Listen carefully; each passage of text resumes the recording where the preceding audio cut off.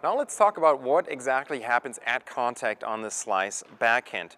The first really important thing to realize is that here at contact, the racket face is only a few degrees open on the slice backhand. Okay? Most players get the racket face too open, try to chop under the ball like this, and then your slice will float. So if this right here is vertical or straight up and down, that's approximately what we have on topspin ground strokes.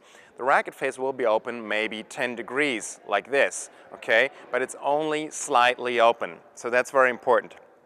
Now also at contact, we have our arm straight, okay, very important, and the knuckles are up a bit, so we have this kind of cocked wrist position.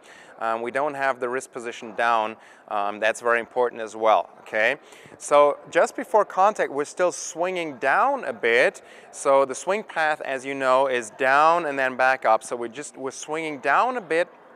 Racket face is open a few degrees at contact. After contact, we're still going to swing down a bit more, and then the racket starts going back up again. Now, I want you to keep that swing thought in mind that you want to drive through at contact, forward and then back upward. Your racket will go down enough naturally, okay? You need to think more about swinging through and then coming back up. And the racket goes forward around contact, not sideways. Very important, okay? So swinging down just a bit to contact, racket face a few degrees open, and then you start to come back up, and then after that, naturally, the racket will release. So here we are going to take a look at a slice around contact at 800 frames per second, which is why it is a little bit dark. But now I can really show you what's happening.